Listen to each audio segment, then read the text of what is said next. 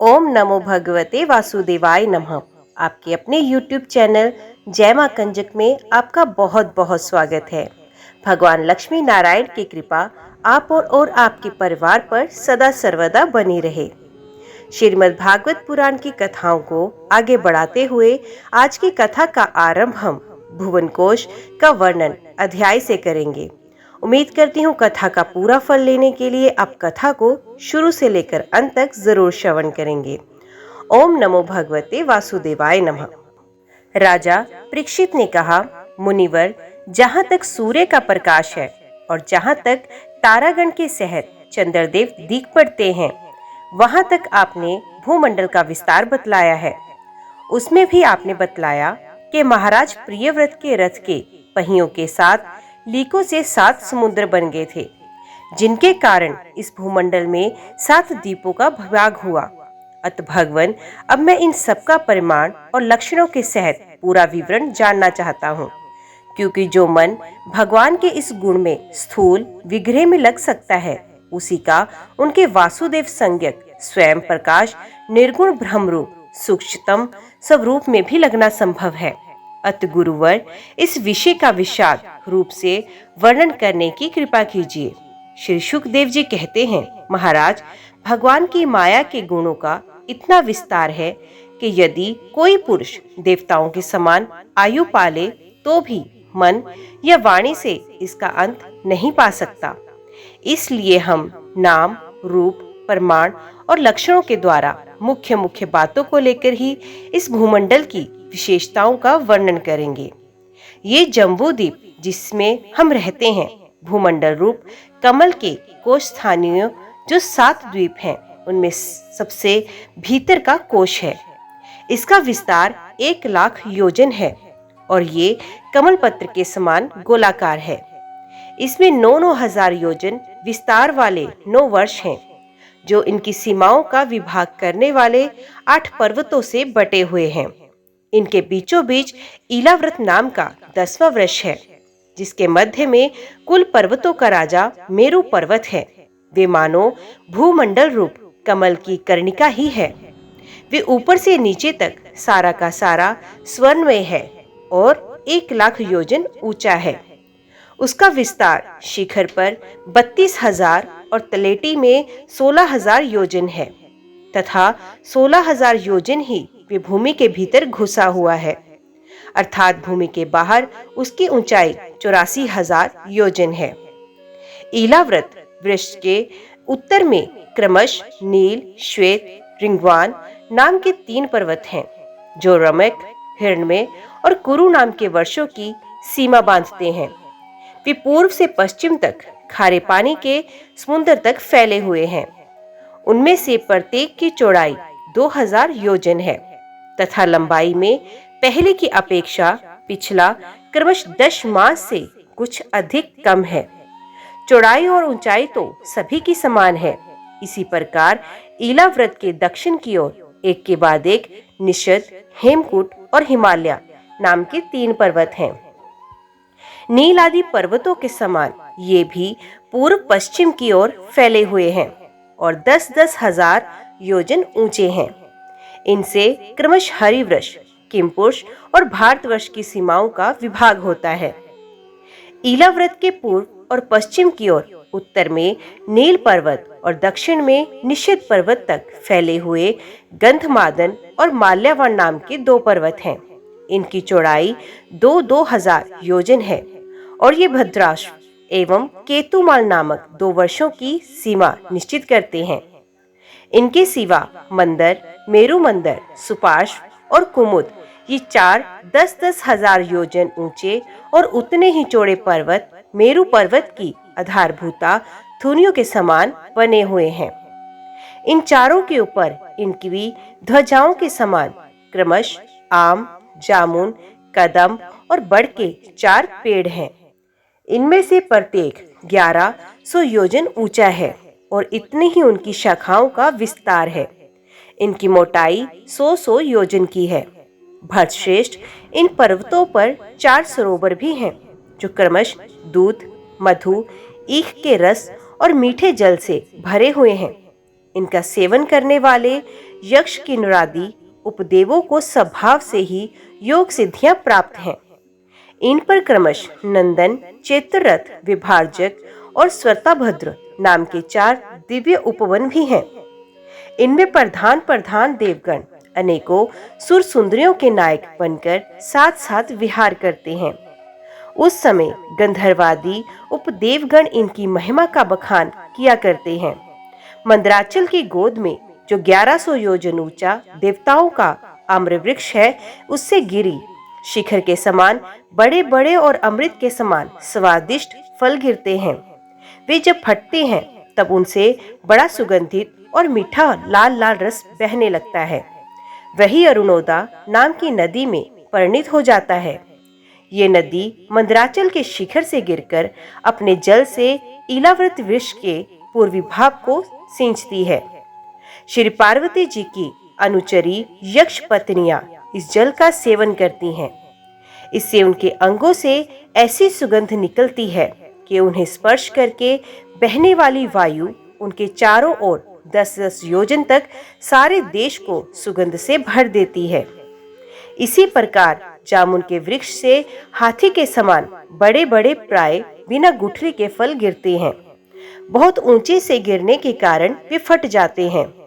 उनके रस से जम्बू नाम की नदी प्रकट होती है, जो मरुमंदर पर्वत के 10,000 योजन ऊंचे शिखर से गिरकर इलाव्रत के दक्षिण भूभाग को सींचती है। उस नदी के दोनों किनारों की मिट्टी उस रस से भीगकर जब वायु और सूर्य से संयोग से सूख जाती है, तो वही देवलोक को विभूषित करने वाला जाम्बूनंद नाम का सोना बन जाती है। इसे देवता और गंधर्वादी अपनी तरुणी स्त्रियों के सहित मुकुट, कंकण और करधनी आदि आभूषणों के रूप में धारण करते हैं। सुपार्श पर्वत पर जो विशाल कदम वृक्ष है, उसके 5 कोटरों से मधु की 5 धाराएं निकलती हैं। उनकी मोटाई 5 पुरसे जितनी है। ये सुपार्श्व के शिखर से गिरकर इलाव्रत वृक्ष से पश्चिमी भाग को अपनी सुगंध से सुवासित करती है। जो लोग इनका मधुपान करते हैं, उनके मुख से निकली हुई वायु अपने चारों ओर 100 योजन इसकी महक फैला देती है। इसी प्रकार कुमुद पर्वत पर जो शतवर्ष नाम का वट वृक्ष है, उसकी जटाओं से नीचे की ओर बहने वाले अनेक नद निकलते हैं। वे सब इच्छा अनुसार भोग देने वाले हैं। उनसे दूध, दही, मधु, घृत, गुड़, अन्न, वस्त्र, शया, आसन और आभूषण आदि सभी पदार्थ मिल सकते हैं। ये सब कुमुद के शिखर से गिरकर इलाव्रत के उत्तरी भाग को सींचते हैं।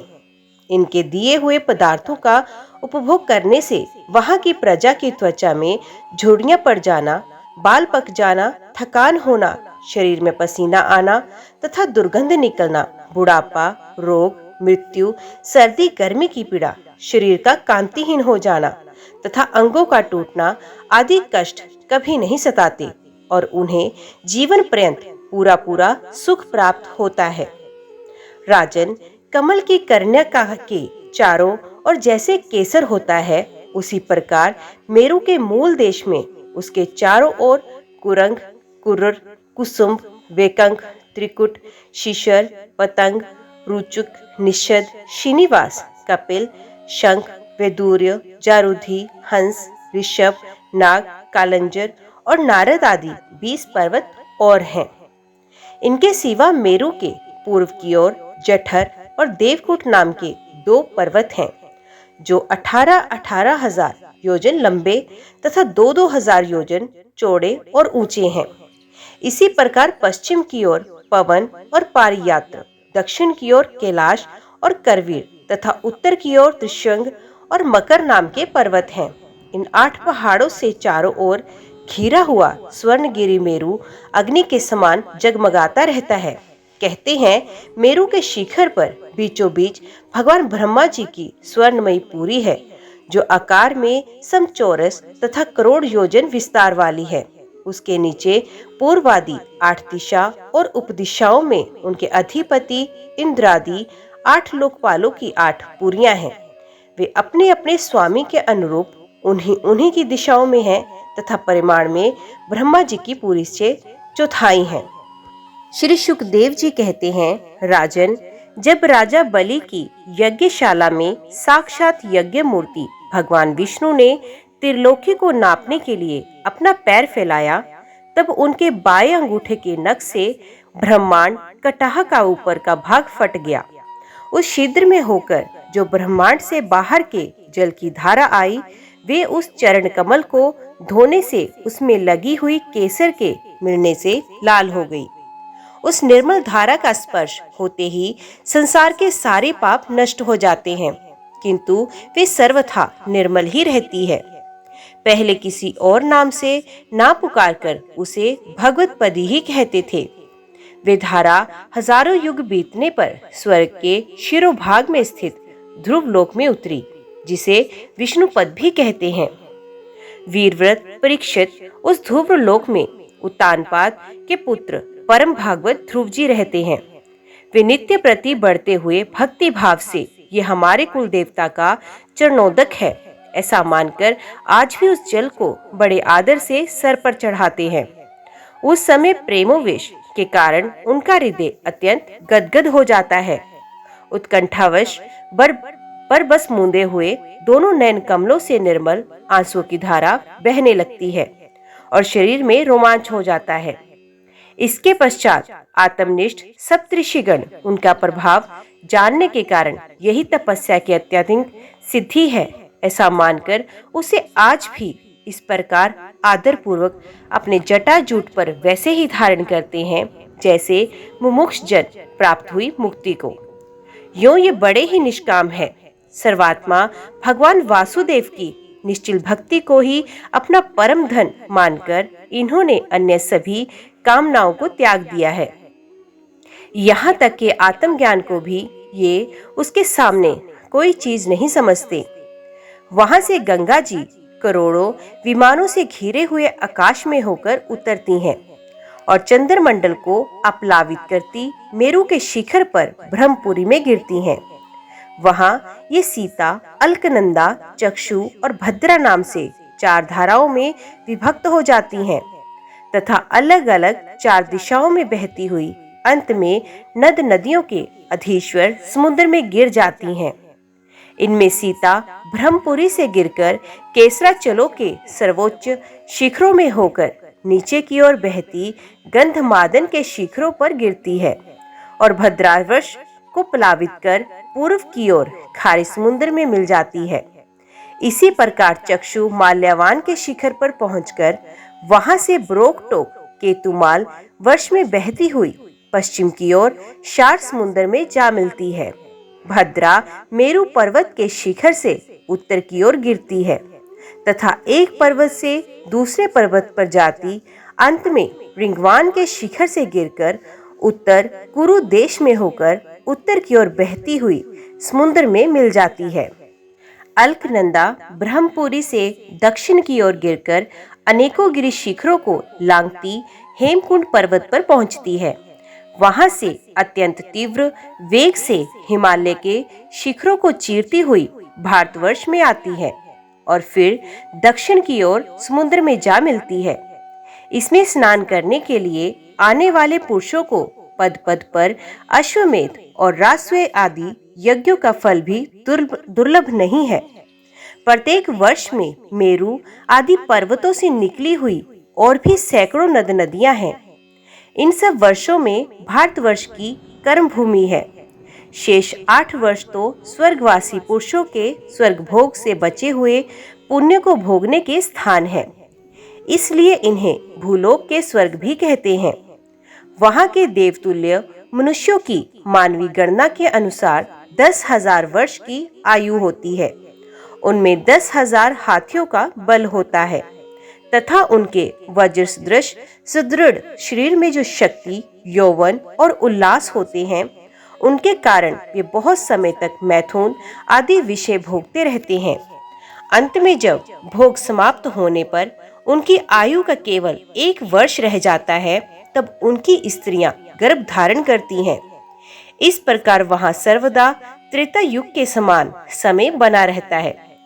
वहाँ ऐसे आश्रम, भवन और वर्ष, पर्वतों की घाटियां हैं जिनके सुंदर वन उपवन सभी ऋतुओं के फूलों के गुच्छे, फल और नूतन पल्लवों की शोभा के भार से झुकी हुई डालियां और लताओं वाले वृक्षों से सुशोभित हैं।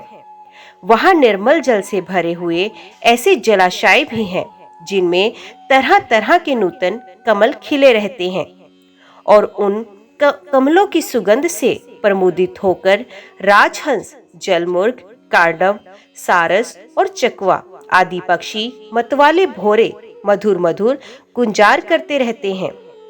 इन आश्रमों, भवनों, घाटियों तथा जलाशयों में वहाँ के देवेश्वरगण परम सुंदरी देवांगनाओं के साथ उनके कामोन्नत सूचक हास विलास और लीला कटाक्षों से मन और नेत्रों के आकृष्ट हो जाने के कारण जल क्रीड़ा आदि नाना प्रकार के खेल करते हुए स्वच्छंद विहार करते हैं तथा उनके प्रधान प्रधान अनुचरगण अनेक प्रकार की सामग्रियों से उनका आदर सत्कार करते हैं। इन नव वर्षों में परम पुरुष भगवान नारायण वहाँ के पुरुषों पर अनुग्रह करने के लिए इस समय भी अपनी विभिन्न मूर्तियों से विराजमान रहते हैं। ईलाव्रत वर्ष में एकमात्र भगवान शंकर ही पुरुष हैं। श्री पार्वती जी के शाप को जानने वाला कोई दूसरा पुरुष वहाँ प्रवेश नहीं करता, क्योंकि वहाँ जो जाता है वही स्त्री रूप हो जाता है। इस प्रसंग का हम आगे वर्णन करेंगे। वहाँ पार्वती एवं उनकी अरबों खरबों दासियों से सेवित भगवान शंकर परम पुरुष परमात्मा की वासुदेव, प्रद्युम्न, अनिरुद्ध और संकर्षण संयग चतुर्विह मूर्तियों में से अपनी कारण रूपा संरक्षण नाम की तम प्रधान चौथी मूर्ति का ध्यान स्थित मनोमय विग्रह के रूप में चिंतन करते हैं और इस मंत्र का उच्चारण करते हुए इस प्रकार स्तुति करते हैं।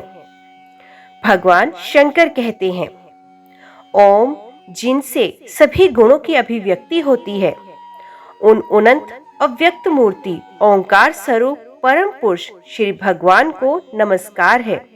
भजनीय प्रभु, आपके चरण कमल भक्तों को आश्रय देने वाले हैं तथा आप स्वयं संपूर्ण ऐश्वर्यों के परम आश्रय हैं। भक्तों के सामने आप अपना भूत भावन स्वरूप पूर्णता प्रकट करते हैं तथा उन्हें संसार बंधन से भी मुक्त करते हैं, किंतु अब भक्तों को उस बंधन में डाल देते हैं। आप ही सर्वेश्वर हैं, मैं आपको भजन करता हूँ। प्रभु, हम लोग क्रोध के आवेग को नहीं जीत सके तथा हमारी दृष्टि तत्काल पाप से लिप्त हो जाती है, परंतु आप तो संसार का नियमन करने के लिए निरंतर साक्षी रूप से उसके सारे व्यापारों को देखते रहते हैं। तथापि हमारी तरह आपकी दृष्टि पर उन मायिक विषयों तथा चित्त की वृत्तियों का नाम मात्र को भी प्रभाव नहीं पड़ता। ऐसी स्थिति में अपने मन को वश में करने की इच्छा वाला कौन पुरुष आपका आदर नहीं करेगा। आप जिन पुरुषों को मधु आस्वादी पाने के कारण अरुण, नयन और मतवाले जान पड़ते हैं, वे माया के वशीभूत होकर ही ऐसा मिथ्या दर्शन करते हैं तथा आपके चरण स्पर्श से ही चित्त चंचल हो जाने के कारण नागपत्नियां लज्जावश आपकी पूजा करने में असमर्थ हो जाती हैं। वेद मंत्र आपको जगत की उत्पत्ति, स्थिति और लय का कारण बताते हैं, परंतु आप स्वयं इन तीनों विकारों से रहित हैं, इसलिए आपको अनंत कहते हैं। आपको सहस्त्र मस्तकों पर ये भूमंडल सरसों के दाने के समान रखा हुआ है।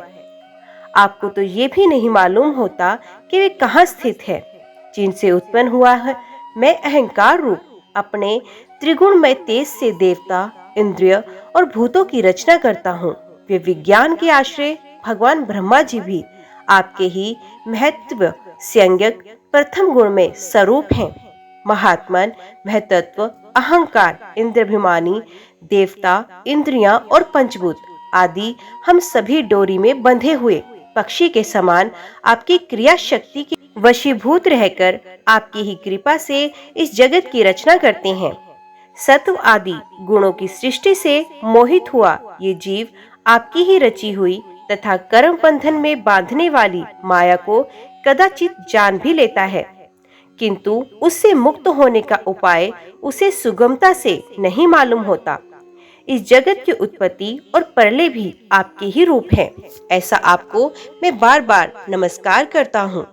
श्री शुकदेव जी कहते हैं, राजन, भद्राश्व वर्ष में धर्मपुत्र भद्रशवा और उनके मुख्य मुख्य सेवक भगवान वासुदेव की है गृह संज्ञक धर्ममयी प्रिय मूर्ति को अत्यंत समाधि निष्ठा के द्वारा हृदय में स्थापित कर इस मंत्र का जप करते हुए इस प्रकार स्तुति करते हैं। भद्रशवा और उनके सेवक कहते हैं, चित्त को विशुद्ध करने वाले ओंकार स्वरूप भगवान धर्म को नमस्कार है। अहो, भगवान की लीला बड़ी विचित्र है, जिसके कारण ये जीव संपूर्ण लोकों का संहार करने वाले काल को देखकर भी नहीं देखता और तुच्छ विषयों का सेवन करने के लिए पापमय विचारों की उधेड़ बुन में लगा हुआ अपने ही हाथों अपने पुत्र और पिता आदि की लाश को जलाकर भी स्वयं जीते रहने की इच्छा करता है। विद्वान लोग जगत को नश्वर बताते हैं और सूक्ष्मदर्शी आत्मज्ञानी ऐसा ही देखते भी हैं, तो भी जन्म रहित प्रभु आपकी माया से लोग मोहित हो जाते हैं। आप अनादि हैं तथा आपके कृत्य बड़े विस्मयजनक हैं। मैं आपको नमस्कार करता हूँ। परमात्मन, आप अकर्ता और माया के आवरण से रहित हैं, तो भी जगत की उत्पत्ति, स्थिति और प्रलय ये आपके ही कर्म माने गए हैं। सो ठीक ही है, इसमें कोई आश्चर्य की बात नहीं है, क्योंकि सर्वात्म रूप से आप ही संपूर्ण कार्यों के कारण हैं और अपने शुद्ध स्वरूप में इस कार्य कारण भाव से सर्वथा अतीत हैं। आपका विग्रह मनुष्य और घोड़े का संयुक्त रूप है। प्रलय काल में जब तम प्रधान दैत्यगण वेदों को चुरा ले गए थे, तब ब्रह्मा जी के प्रार्थना करने पर आपने उन्हें रसातल से लाकर दिया। ऐसे अमोघ लीला करने वाले सत्य संकल्प आपको मैं नमस्कार करता हूँ। हरिवर्ष खंड में भगवान नरसिंह रूप में रहते हैं। उन्होंने ये रूप जिस कारण से धारण किया था उसका आगे वर्णन किया जाएगा। भगवान के उस प्रिय रूप की महाभागवत प्रहलाद जी उस वर्ष के अन्य पुरुषों के सहित निष्काम एवं अनन्य भक्ति भाव से उपासना करते हैं।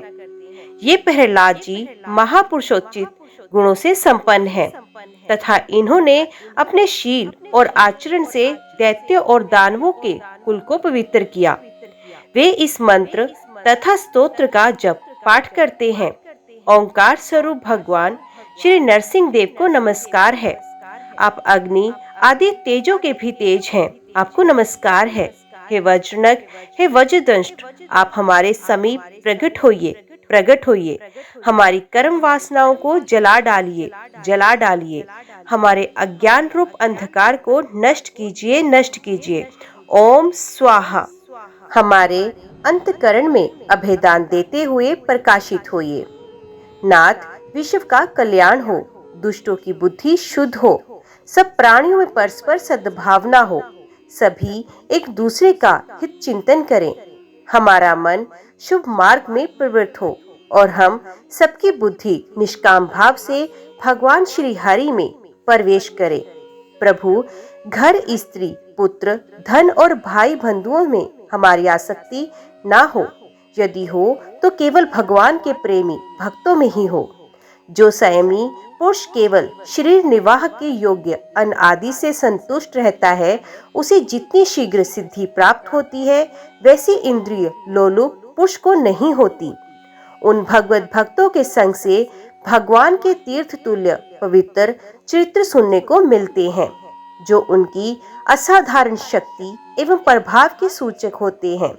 उनका बार बार सेवन करने वालों के कानों के रास्ते से भगवान हृदय में प्रवेश करते हैं और उनके सभी प्रकार के दैहिक और मानसिक मलों को नष्ट करते हैं। फिर भला उन भगवत भक्तों का संग कौन ना करेगा। जिस पुरुष की भगवान में निष्काम भक्ति है, उसके हृदय में समस्त देवता, धर्म, ज्ञान आदि संपूर्ण सद्गुणों के सहित सदा निवास करते हैं। किंतु जो भगवान का भक्त नहीं है, उसमें महापुरुषों के वे गुण आ ही कहां से सकते हैं। वे तो तरह तरह के संकल्प करके निरंतर तुच्छ बाहरी विषयों की ओर ही दौड़ता है।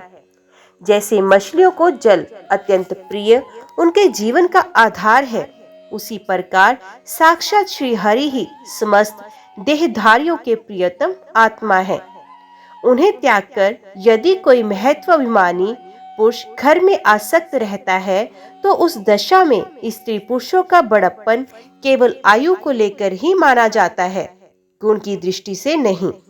अत असुरगण, तुम तृष्णा, राग, विषाद, क्रोध, अभिमान, इच्छा, भय, दीनता और मानसिक संताप के मूल तथा जन्म मरण रूप संसार चक्र का वहन करने वाले ग्रह आदि को त्याग कर भगवान नरसिंह के निर्भय चरण कमलों का आश्रय लो। केतुमाल वर्ष में लक्ष्मी जी का तथा संवत्सर नामक प्रजापति के पुत्र और पुत्रियों का प्रिय करने के लिए भगवान कामदेव रूप से निवास करते हैं। उन रात्रि की अभिमानी देवता रूप कन्याओं और दिवस अभिमानी देवता रूप पुत्रों की संख्या मनुष्य की 100 वर्ष की आयु के दिन और रात के बराबर अर्थात 36 हजार वर्ष है, और वे ही उस वर्ष के अधिपति हैं। वे कन्याएं परम पुरुष श्री नारायण के श्रेष्ठ अस्त्र सुदर्शन चक्र के तेज से डर जाती हैं, इसलिए प्रत्येक वर्ष के अंत में उनके गर्भ नष्ट होकर गिर जाते हैं। भगवान अपने सुललित गति विलास से सुशोभित मधुर मधुर मंद मुस्कान से मनोहर लीलापूर्ण चारु चितवन से कुछ उलझ के हुए सुंदर सुंदर भ्रूमंडल की छबीली छटा के द्वारा वदनारविंद राशि राशि सौंदर्य उड़ेलकर सौंदर्य देवी श्री लक्ष्मी को अत्यंत आनंदित करते और स्वयं भी आनंदित होते रहते हैं। श्री लक्ष्मी जी परम समाधि योग के द्वारा भगवान के उस माया में स्वरूप की रात्रि के समय प्रजापति स्वतंत्र की कन्याओं सहित और दिन में उनके पतियों के सहित आराधना और वे इस मंत्र का जप करती हुई भगवान की स्तुति करती हैं, जो इंद्रियों के नियंता और संपूर्ण श्रेष्ठ वस्तुओं के आकार हैं। क्रिया शक्ति, ज्ञान शक्ति और संकल्प, अद्वयसाय आदि चित्त के धर्मों तथा उनके विषयों का अधीश्वर है। 11 इंद्रियां और 5 विषय इन 16 कलाओं से युक्त है। वेदोक्त कर्मों से प्राप्त होते हैं तथा अन्नमय, अमृतमय और सर्वमय है। उन मानसिक, इंद्रिय एवं शारीरिक बल स्वरूप परम सुंदर भगवान कामदेव को ओम हम ह्रीम हूम इन बीज मंत्रों के सहित सब ओर से नमस्कार है। भगवान आप इंद्रियों के अधीश्वर हैं। स्त्रियां तरह तरह के कठोर व्रतों से आपकी ही आराधना करके अन्य लौकिक पतियों की इच्छा किया करती हैं, किंतु वे उनके प्रिय पुत्र, धन और आयु की रक्षा नहीं कर सकते, क्योंकि वे स्वयं ही परतंत्र हैं। सच्चा पति वही है जो स्वयं सर्वथा निर्भय हो और दूसरे भयभीत लोगों की सब प्रकार से रक्षा कर सके। ऐसे पति एकमात्र आप ही हैं। यदि एक से अधिक ईश्वर माने जाएं, तो उन्हें एक दूसरे से भय होने की संभावना है। अतएव आप अपनी प्राप्ति से बढ़कर और किसी लाभ को नहीं मानते।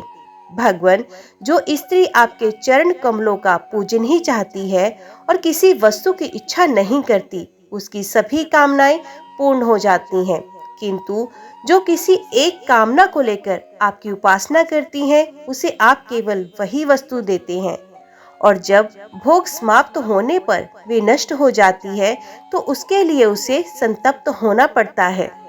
अजित, मुझे पाने के लिए इंद्रिय सुख के अभिलाषी ब्रह्मा और रुद्र आदि समस्त सुरासुरगण घोर तपस्या करते हैं, किंतु आपके चरण कमलों का आश्रय लेने वाले भक्त के सिवा मुझे कोई पा नहीं सकता, क्योंकि मेरा मन तो आप में ही लगा रहता है।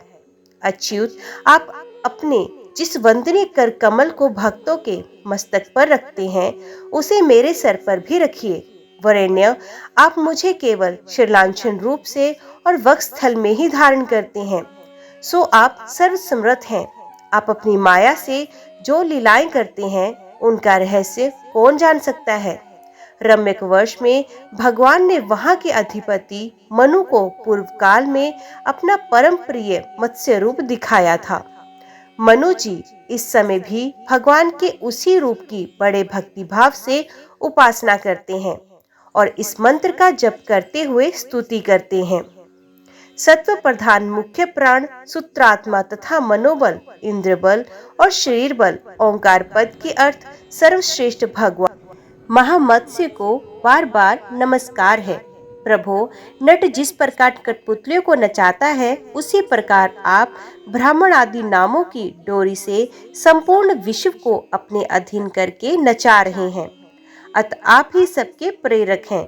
आपको ब्रह्मादि लोक पालगण भी नहीं देख सकते, तथापि आप समस्त प्राणियों के भीतर प्राण रूप से और बाहर वायु रूप से निरंतर संचार करते हैं। वेद ही आपका महान शब्द है।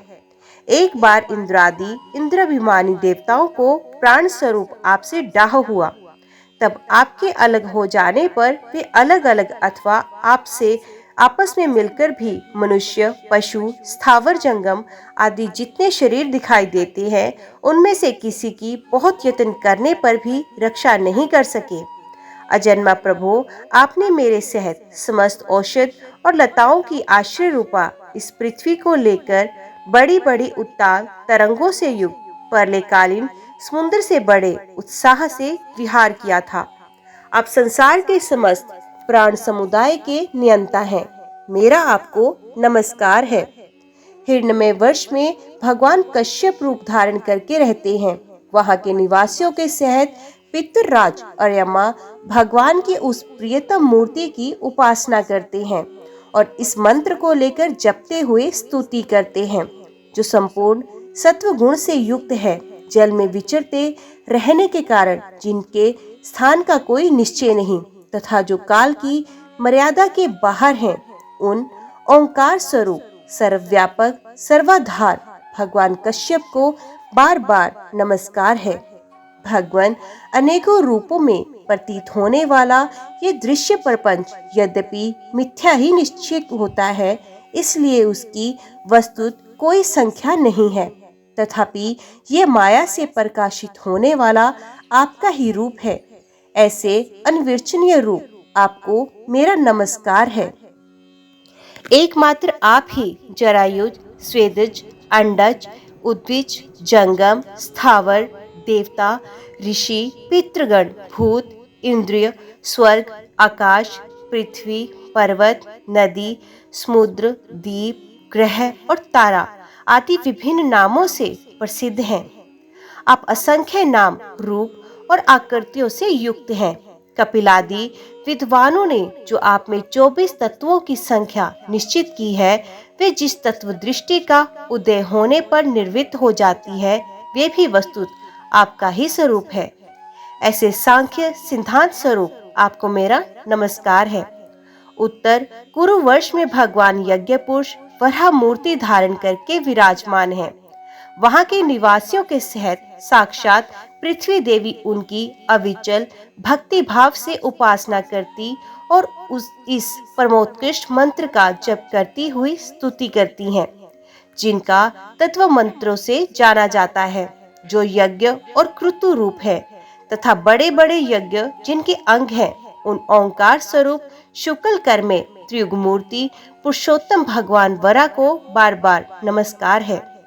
ऋत्विजगण जिस प्रकार अरण्य रूप काष्ठ खंडों में छिपी हुई अग्नि को मंथन द्वारा प्रकट करते हैं, उसी प्रकार कर्माशक्ति एवं कर्मफल की कामनाओं से छिपे हुए जिनके रूप को देखने की इच्छा से परम प्रवीण पंडित जन अपने विवेक युक्त मन रूप मंथन काष्ठ से शरीर एवं इंद्रियादि को विलो डालते हैं।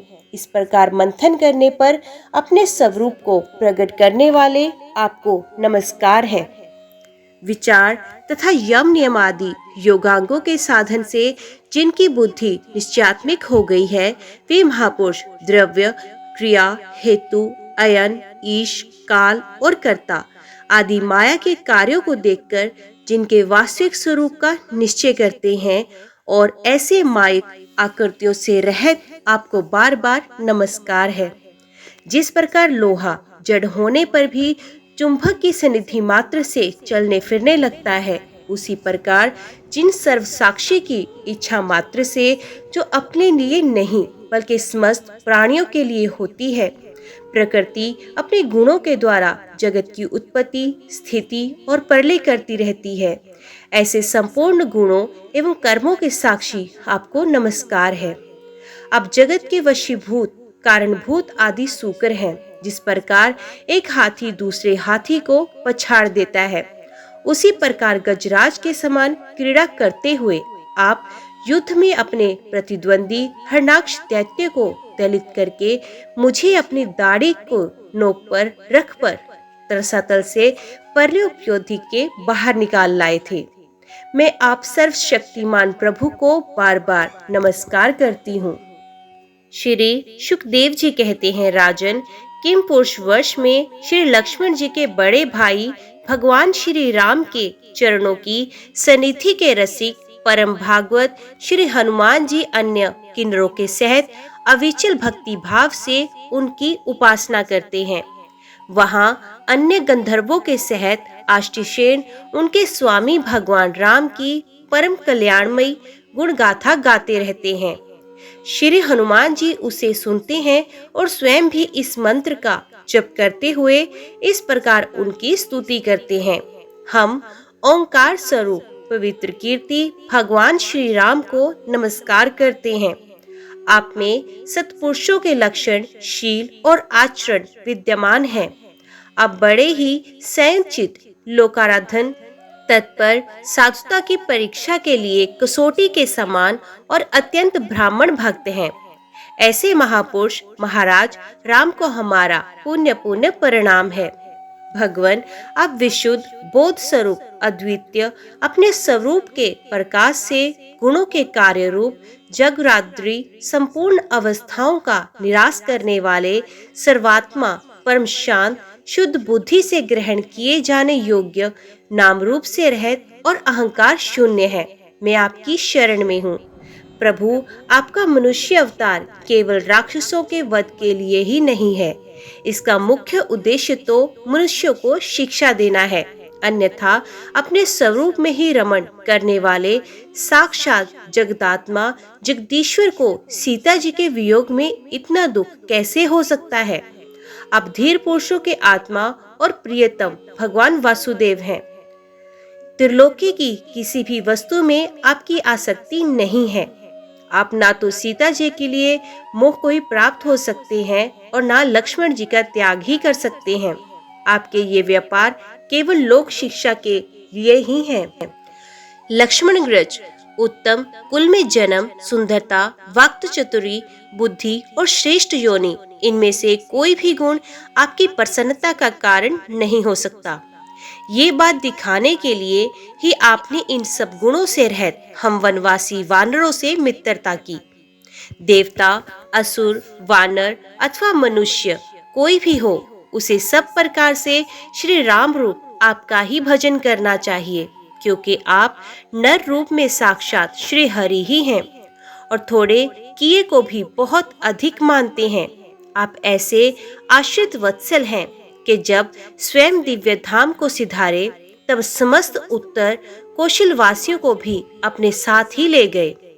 भारतवर्ष में भी भगवान दयावश नर नारायण रूप धारण करके संयमशील पुरुषों पर अनुग्रह करने के लिए अव्यक्त रूप से कल्प के अंत तक तप करते रहे। उनकी ये तपस्या ऐसी है कि जिससे धर्म, ज्ञान, वैराग्य, ऐश्वर्य, शांति और उपरति की उत्तरोत्तर वृद्धि होकर अंत में आत्म स्वरूप की उपलब्धि हो सकती है। हाँ, भगवान नारद जी स्वयं श्री भगवान के ही कहे हुए सांख्य और योग शास्त्र के सहत भगवान महिमा को प्रकट करने वाले पांचरात्र दर्शन का सावर्णी मुनि को उपदेश करने के लिए भारतवर्ष की वर्णाश्रम धर्मावलंबनी प्रजा के सहत अत्यंत भक्ति भाव से भगवान श्री नर नारायण की उपासना करते और इस मंत्र का जप तथा स्तोत्र को गाकर उनकी स्तुति करते हैं। ओंकार स्वरूप अहंकार से रहित, निर्धनों के धन, शांत स्वभाव, ऋषि प्रवर भगवान नर नारायण को नमस्कार है। वे परमहंसों के परम गुरु और आत्मरामों के अधीश्वर हैं। उन्हें बार बार नमस्कार है। ये गाते हैं, जो विश्व की उत्पत्ति आदि में अनेक कर्ता होकर भी कर्तव्य के अभिमान से नहीं बंधते, शरीर में रहते हुए भी उसके धर्म, भूख प्यास आदि के वशीभूत नहीं होते, तथा दृष्टा होने पर भी जिनकी दृष्टि दृश्य के गुण दोषों से दूषित नहीं होती, उन असंग एवं विशुद्ध साक्षी स्वरूप भगवान नर नारायण को नमस्कार है। योगेश्वर हिरण्यगर्भ भगवान ब्रह्मा जी ने योग साधन की सबसे बड़ी कुशलता यही बतलाई है कि मनुष्य अंत काल में देह अभिमान को छोड़कर भक्ति पूर्वक आपके प्राकृतिक गुण रहित स्वरूप में अपना मन लगाए। लौकिक और पारलौकिक भोगों के लालची मूड पुरुष जैसे पुत्र, स्त्री और धन की चिंता करके मौत से डरते हैं, उसी प्रकार यदि विद्वान को भी इस निंदनीय शरीर के छूटने का भय ही बना रहा, तो उसका ज्ञान प्राप्ति के लिए किया हुआ प्रयत्न केवल श्रम ही है। अतः अधोयक्ष, आप हमें इतना स्वाभाविक प्रेम रूप भक्ति योग प्रदान कीजिए, जिससे कि प्रभु इस निंदनीय शरीर में आपकी माया के कारण बद्धमूल हुई दुर्भेय अहंता ममता को हम तुरंत काट डालें। राजन, इस भारतवर्ष में भी बहुत से पर्वत और नदियां हैं, जैसे मल्य, मंगलप्रस्थ, मैनाक, त्रिकूट, ऋषभ, कुटक, कोल्लक, देवगिरी, ऋष्यमुख, श्रीशैल, वेंकट, महेंद्र, वारीधार, विंध्य, शक्तिमान, ऋषिगिरी, पारयात्र, द्रोण, चित्रकूट, गोवर्धन, रैवतक, कुकुब, नील, गोकामुख, इंद्रकील और कामगिरी आदि। इसी प्रकार और भी सैकड़ों हजारों पर्वत हैं। उनके तट प्रांतों से निकलने वाले नद और नदियां भी अनगिनत हैं। ये नदियां अपने नामों से ही जीव को पवित्र करती हैं और भारतीय प्रजा इन्हीं के जल से स्नान आदि करती है। उनमें से मुख्य मुख्य नदियां कुछ इस प्रकार हैं: चंद्रवसा, ताम्रपर्णी, अवटोदा, कृतमाला, विहायसी, कावेरी, वेणी, पैसविनी, चक्रवर्ता, तुंगभद्रा, कृष्णा, वैया, भीमरथी, गोदावरी, पयोष्णी, तापी, रेवा, सुरसा, नर्मदा, चरणवती, सिंधु, अंध और शोण नाम के नद, महानदी, वेद स्मृति, ऋषिकुल्या, त्रिमासा, कौशिकी, मंदाकिनी, यमुना, सरस्वती, दृष्टवती, गोमती, सरयू, रोधस्वती, सप्तवती, सुषोमा, शतद्रु, चंद्रभागा, वित्सवा, अस्किनी और विश्वादि। इस वर्ष में जन्म लेने वाले पुरुषों को ही अपने किए हुए सात्विक, राजस और तामस कर्मों के अनुसार क्रमश नाना प्रकार की दिव्य, मानुष और नार की योनियां प्राप्त होती हैं, क्योंकि कर्मानुसार सब जीवों को सभी योनियां प्राप्त हो सकती हैं। इसी वर्ष में अपने अपने वर्ण के लिए नियत किए गए धर्मों का विधिवत अनुष्ठान करने से मोक्ष तक की प्राप्ति होती है। परीक्षित, संपूर्ण भूतों की आत्मा राग आदि दोषों से रहित अनिर्वचनीय निराधार परमात्मा भगवान वासुदेव में अनन्य एवं अहेतुक भक्ति भाव ही ये मोक्ष पद है। ये भक्ति भाव तभी प्राप्त होता है जब अनेक प्रकार की गतियों को प्रकट करने वाली अविद्या रूप हृदय की ग्रंथि कट जाने पर भगवान के प्रेमी भक्तों का संग मिलता है। देवता भी भारतवर्ष में उत्पन्न हुए मनुष्यों की इस प्रकार महिमा गाते हैं। आहा, जिन जीवों ने भारतवर्ष में भगवान की सेवा के योग्य मनुष्य जन्म प्राप्त किया, उन्हें ऐसा क्या पुण्य किया अथवा इन पर स्वयं श्री हरि भी प्रसन्न हुए। इस परम सौभाग्य के लिए तो निरंतर हम भी तरसते रहते हैं। हमें बड़े कठोर यज्ञ, तप, व्रत और दान आदि करके जो तुच्छ स्वर्ग का अधिकार प्राप्त हुआ, इससे क्या लाभ? यहाँ तो इंद्रियों के भोगों की अधिकता के कारण स्मृति शक्ति छिन जाती है। अत कभी श्री नारायण के चरण कमलों की स्मृति होती ही नहीं। ये स्वर्ग तो क्या, यहाँ के निवासियों की एक एक कल्प की आयु है, किंतु यहाँ से फिर संसार चक्र में लौटना पड़ता है। उन ब्रह्मलोक आदि की अपेक्षा भी भारत भूमि में थोड़ी आयु वाले होकर जन्म लेना अच्छा है, क्योंकि यहाँ धीर पुरुष एक क्षण में ही अपने इस मर्त्य शरीर से किए हुए संपूर्ण कर्म श्री भगवान को अर्पण करके उनका अभय पद प्राप्त करते हैं। जहाँ भक्त भगवत कथा की अमृतमयी सरिता नहीं बहती, जहाँ उसके भगवत भक्त साधुजन निवास नहीं करते, और जहाँ नृत्य गीत आदि के साथ बड़े समारोह से भगवान यज्ञ पुरुष की पूजा अर्चना नहीं की जाती, वे चाहे ब्रह्मलोक ही क्यों ना हो, उसका सेवन नहीं करना चाहिए। जिन जीवों ने इस भारतवर्ष में ज्ञान कर्म तथा उस कर्म के उपयोगी सामग्री से संपन्न मनुष्य जन्म पाया है, वे यदि आवागमन के चक्र से निकलने का प्रयत्न नहीं करते, तो व्याध की फांसी से छूटकर भी फल आदि के लोभ से उसी वृक्ष पर विहार करने वाले वनवासी पक्षियों के समान फिर बंधन में पड़ जाते हैं। अहो, इन भारतवासियों का कैसा सौभाग्य है, जब ये यज्ञ में भिन्न भिन्न देवताओं के उद्देश्य से अलग अलग भाग रखकर विधि मंत्र और द्रव्यादियों के योग से श्रद्धा पूर्वक उन्हें हवि प्रदान करते हैं। तब इस प्रकार इंद्रादि भिन्न भिन्न नामों से पुकारे जाने पर संपूर्ण कामनाओं के पूर्ण करने वाले स्वयं पूर्ण काम श्री हरि भी प्रसन्न होकर उस कवि को हवि को ग्रहण करते हैं। ये ठीक है कि भगवान काम पुरुषों के मांगने पर उन्हें अभीष्ट पदार्थ देते हैं, किंतु ये भगवान का वास्तविक दान नहीं है, क्योंकि उन वस्तुओं को पा लेने पर भी मनुष्य के मन में पुण्य कामनाएं होती हैं। इसके विपरीत जो उनका निष्काम भाव से भजन करते हैं, उन्हें तो वे साक्षात अपने चरण कमल ही देते हैं, जो अन्य समस्त इच्छाओं को समाप्त कर देने वाले हैं। अब तक स्वर्ग सुख भोग लेने के बाद हमारे पूर्वक यज्ञ प्रवचन और शुभ कर्मों से यदि कुछ भी पुण्य बचा हो, तो उसके प्रभाव से हमें इस भारतवर्ष में भगवान की स्मृति से युक्त मनुष्य जन्म मिले, क्योंकि श्री हरि अपना भजन करने वाले का सब प्रकार से कल्याण करते हैं।